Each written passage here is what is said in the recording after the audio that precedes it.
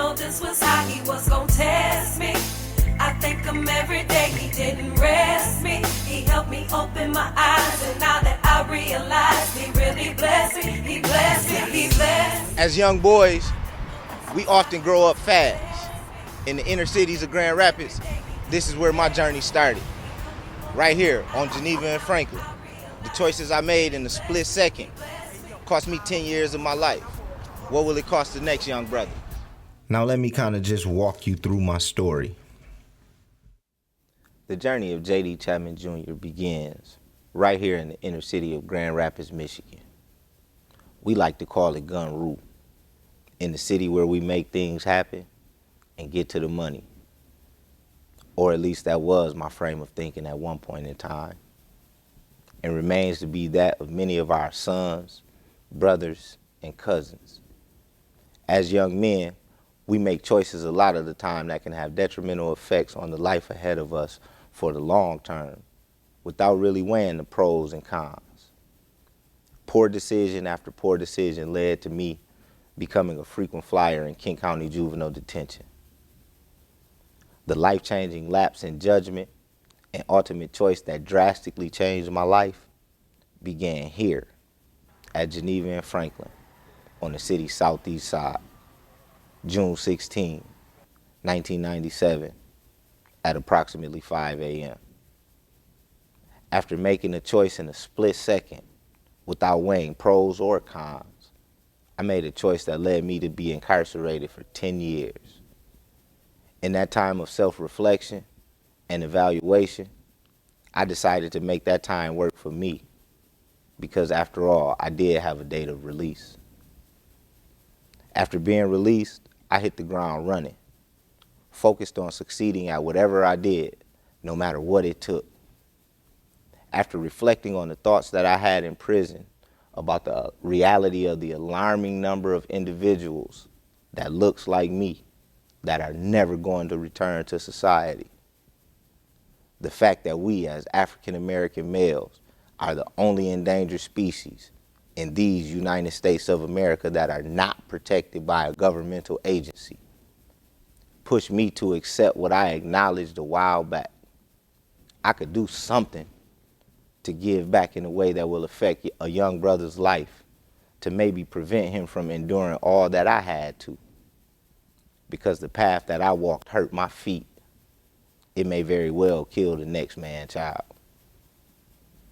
Although an idea for years, the moving parts or what realism is loyalty looked like was a mystery to me. But I did know that a foundation had been laid, and this was and is my calling. In my grind to learn what I needed to do, as well as support the mission that I had embarked on, I leaned on individuals that I held dear and that had always been influential in my life. I found ways to participate in the types of things that interested me in the community, specifically city commission meetings and forums that dealt with the issues of the community, and began to identify some of the local things that could be done to create an informed way to approach the young brothers that we target, that will be relatable from a cultural aspect, relevant and credible from a street aspect, and both informative and logical from a realistic standpoint.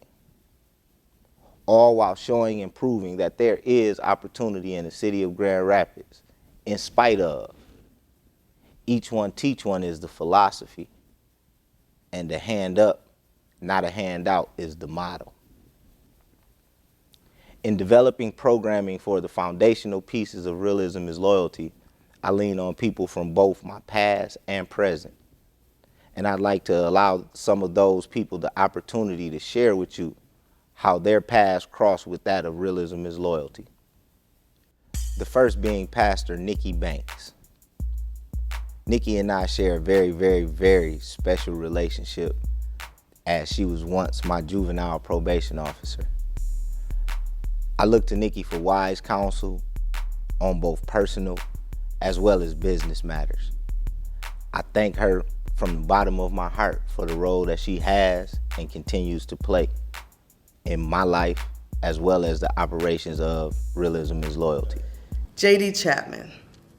J.D. Chapman is one of my heartbeats. I met J.D. almost 20 years ago. I was a probation officer with the 17th Circuit Court Family Division, hired in to work with young people in a program called Day Treatment Night Watch. The whole thought and premise behind the program was that we were working with young teenagers who were basically at their last point of existence, in a sense, in the juvenile system, meaning that if they did one more thing, they would be propelled into the adult system, either by age or by actions. And so our charge was to engage with them all day long in the form of treatment, and then watch them all night long. JD was a young person that was placed on my caseload.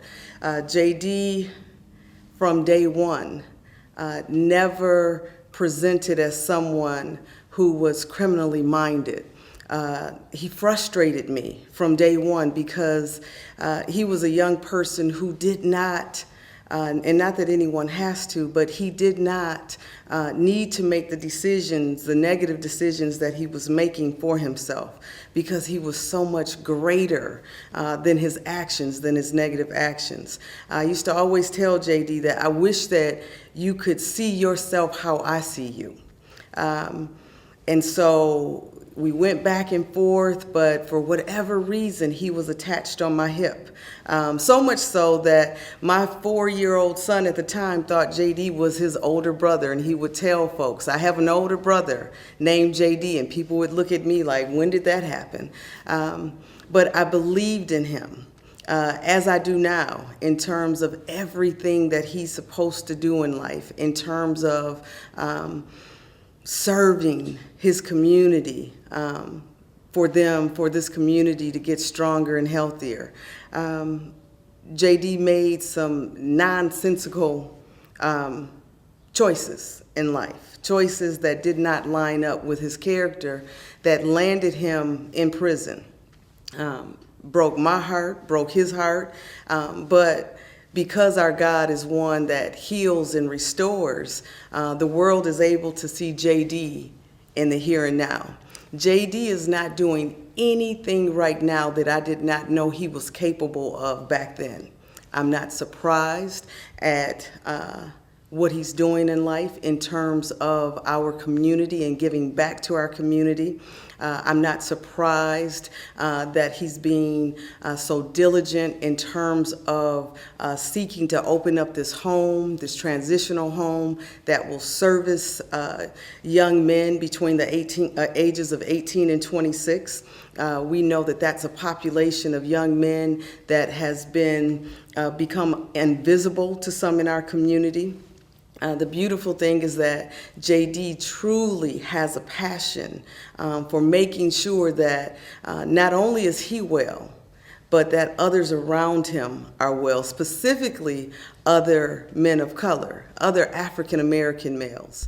Some of those people include Superintendent of Kent County Juvenile Detention, Ms. Stacy McGinnis, as well as Kent County Juvenile Detention resident staff, as well as founder of The Plug, Miss Karen Walton, and the brother of all brothers, Mr. Kirby Killingham, Director of Decisions Counseling. I had an opportunity to know J.D. Chapman when he was much younger, and at the time I met that young man, he was wearing a shirt like this. And over the years, JD has turned his life around and given back to his community. I'm very proud of him. I ran into Mr. JD Chapman about a year ago, and he came to me and said he wanted to run some groups in our detention facility. We allowed him in, and he has been very successful in working with our young people in detention. One of the things that the residents say in detention, that his group has been so successful is the fact that he's been where they have been. And he is able to relate with the young people that we work with in detention. So Realism is Loyalty has been a success in our facility and working with our young men. I'm proud of the work that this young man is doing. He's not only coming in and talking with these young men, but he's doing a lot in the community, connecting with them even once they leave detention. And so because of that, I have been so proud of him. We plan to continue to work with him, and much success to you, JD. Hi, my name is Karen Walton, and I am the Director and Teen Life Mentor at The Plug. Plug stands for Powering Lives for Undeniable Greatness, and The Plug was created to help the young ladies in our community strive to reach their personal best. We deal with young ladies that are homeless in the juvenile justice system, even those that have been victims of sex trafficking. I have coupled and partnered up with Realism as Loyalty so that we can teach our young women and our young men how to work together and treat each other with respect, dignity, and compassion. I'm super excited about this venture, and I'm super excited about us growing and teaching the next generation of young men and women how to live with dignity and respect. I met JD about a year ago at a conference, and we've been friends ever since. I believe the common denominator that makes our friendship so strong is the fact that we both have a passion to help these young men here in the city of Grand Rapids. What I love about JD so much is it almost is like at times he's working so hard, like he's running away from poverty. He works Saturday, Sundays, 1 in the morning, 2 in the morning, trying to really support and help these young men. And that is the greatest thing that I love about him. A lot of times, I think that my passion may be looked at as too passionate, but to have a partner like him that is just as passionate just makes me feel so much more assuring in what I do. So I appreciate JD Chapman for everything he does. I'd also like to give 3rd Ward Commissioner Sunita Lanier an opportunity to share with you the work that I've done with her, even outside of Realism is Loyalty, in the Seek and Safety program.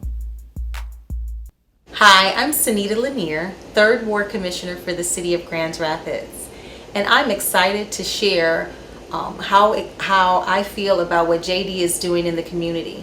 JD, thank you for your tenacity, thank you for your vision, thank you for believing in young men to make sure that they have a place to live.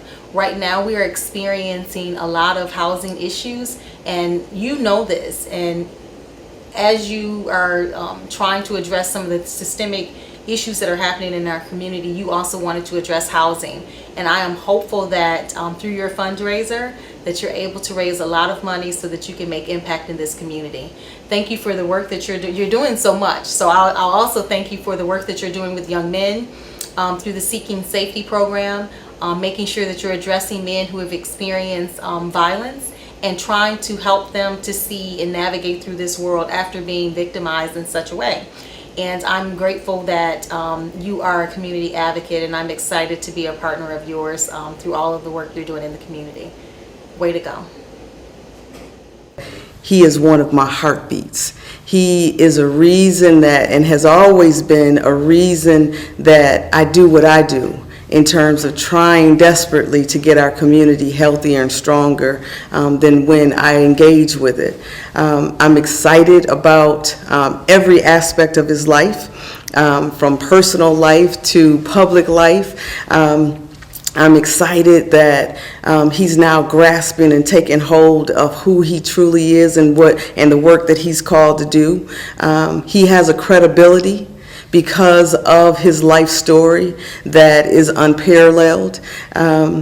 He has a wit and a humor about himself, and a humility about himself that is able to tap into people's hearts, into other males' hearts in a way in which most can't. And so I know that because of his passion, because of his drive, that everything he touches, and by God's grace, is going to do exactly what God needs for it to do in his kingdom. And because of JD's obedience, we will be healthier, we will be stronger. These young men will have a place to live. I will be by his side, as I always have, always will be. I will continue to be one of his greatest cheerleaders. I will also continue to hold him to task. He knows that I will fuss at the drop of a heartbeat, when I know that he's not fulfilling everything that he's been called to do.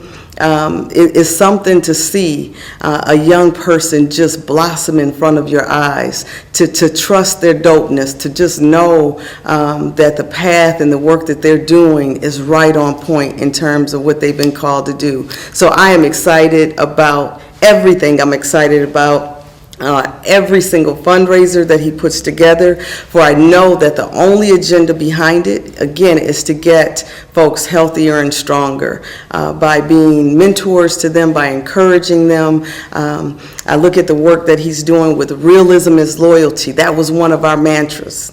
I'm going to be real with you, and that means that you're going to be loyal to me. You're going to be loyal to me.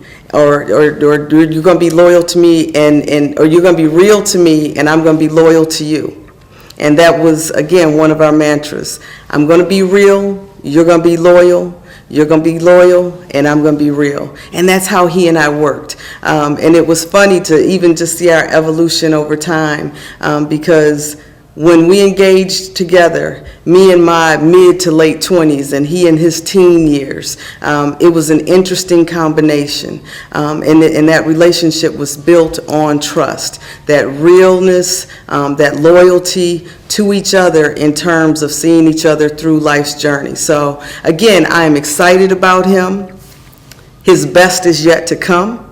I would encourage everyone to get on board with what his vision is. Your time, your money will not be wasted, because I can assure you that everything that he says that he's going to do for everyone that he says he's going to do it for will be held true.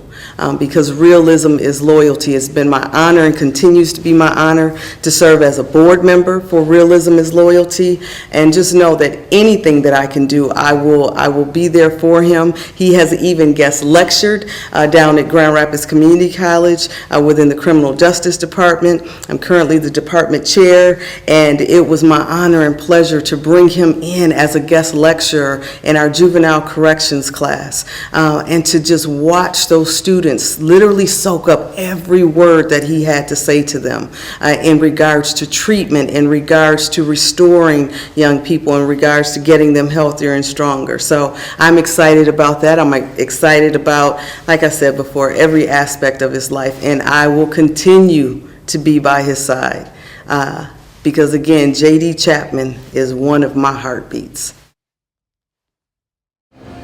Realism is Loyalty is the true heart of the city. And what I mean by that is it is an organization that actually allows people, especially young men, to have a platform to express a lot of the concerns and interests that they hold personally at heart. The love and compassion that my grandparents, Reverend and Mrs. Cleo and Mildred Perry, had and bestowed upon all that came in contact with them has always been present in my being.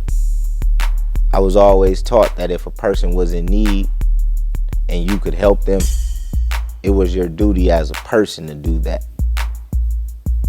With what we offer, coupled with the need in this community for both housing and the programming that we provide, promote, and encourage for this demographic, we at Realism is Loyalty, and I, J.D. Chapman Jr., believe that the vision that we have will manifest itself through us by the power and grace of God as we push to advance the kingdom of God and be effective change agents in the community we all know and love.